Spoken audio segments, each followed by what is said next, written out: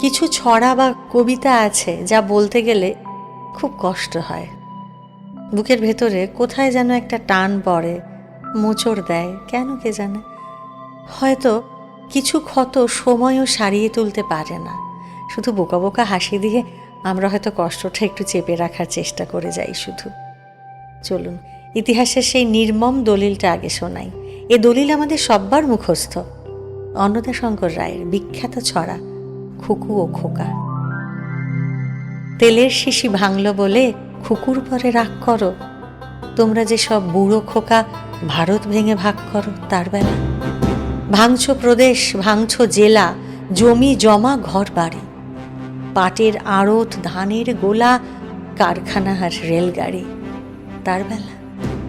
চায়ের বাগান, কয়লা খনি, কলেজ, থানা, আপিস ঘর, চেয়ার টেবিল, দেয়াল ঘড়ি, পিয়ন, পুলিশ, প্রফেসর তার বেলা।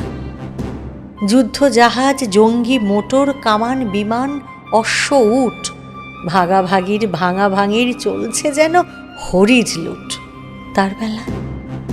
তেলের শিশি ভাঙল বলে খুকুর পরে রাগ করো, তোমরা যে সব ধেড়ে খোকা বাংলা ভেঙে ভাগ করো তার বেলা। শোনা যায় এই ছড়াটা কবি লিখেছিলেন একেবারেই তার পারিবারিক ঘটনার প্রেক্ষিতে। সকালে স্নানের আগে অন্নদাশঙ্কর রায় নাকি নারকেল তেল মেখে স্নান করতে যেতেন। রোজের মতো সেদিনও সকালে তিনি তেলের শিশিটা দাও বলে হাঁক দিয়েছিলেন, আর বড়রা ব্যস্ত থাকায় তার 1.5-2 বছরের মেয়েটি খেলতে খেলতে খেলা থামিয়ে দিয়ে সেই তেলের শিশিটা দিতে গিয়েছিল।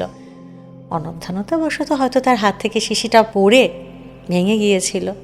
বাচ্চা মেয়েটিকে এবার তার মা বকতে আরম্ভ করলে কবি তখন বলেছিলেন যে সামান্য একটি তেলের শিশি ভাঙল বলে রাগ করছো, এদিকে দেশ ভাঙছে।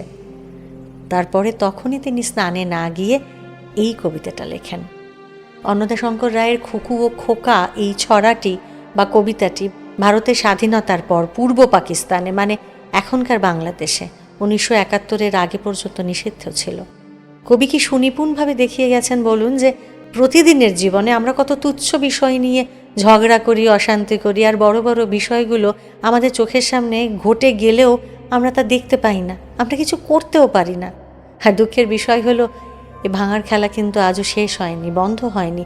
আমরা বন্ধ করতে পারিনি, আমরা বন্ধ করিনি। ক্ষমতার অলিন্দে এক অন্য হিসেবে অন্য খেলা চলে। সজাগ থাকুন, বুঝে চলুন, আর শুনতে থাকুন নটার কবিতা, কাব্যে কপ্পে জমজমাট।